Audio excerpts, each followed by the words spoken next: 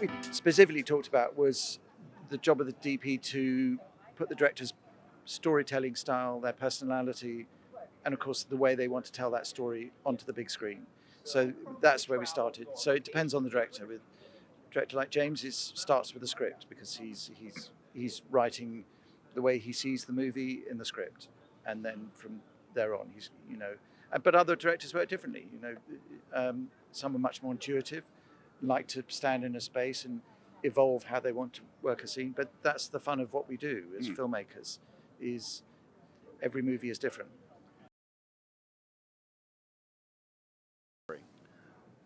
Well, I definitely think you're bringing their way of storytelling to the screen, and that's 100% my job.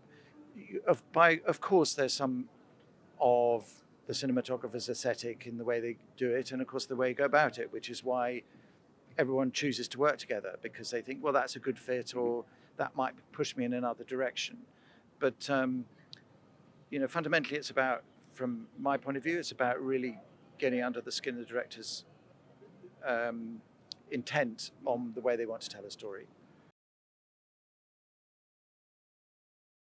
I don't think it's any different to any type of filmmaking. It starts with really working out what an idea is, being clear about what that idea is, and then being able to communicate with 3 people or 3,000 people what it is that you're intending to do, because everybody is reacting and building on what you're doing. It's just like being an architect building a huge building. It's about communication.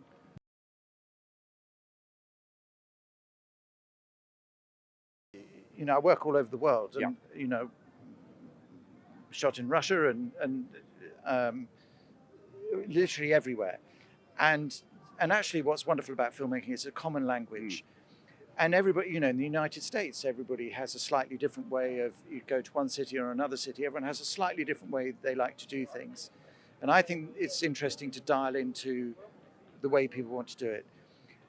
There is also, I like, in the way I respect their way of doing things, I like people to respect the way we've decided to make a particular type of movie. Right. But there's very little difference worldwide, I think, between the way everyone works in the United States or in Europe or wherever. Well, I love everybody I work with. I think they're wonderful at what they do. I think I particularly appreciate when people are very adaptable and quick thinking on their feet, and again, respectful of the process for that particular movie. And that may well have been very different to the movie they were on previously or the movie they're going on to next. But their ability to adapt is really important. And, I've always worked with some really fabulous people here. Well, the biggest challenge with any movie, and, Superman is kind of no different in that respect, is first of all, is to make a great movie. And yes, this is a very famous character and is loved by all sorts of,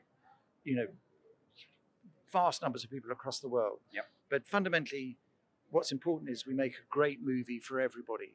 So, in my world, that means making something that's truthful. And in this case of Superman, the idea is that it's very grounded and it's kind of honest. And it's, what's fascinating about Superman to me is about humanity and fallibility and all those things. And, I can understand why he's such a popular character, because he's about goodness and hope. And those are very important things right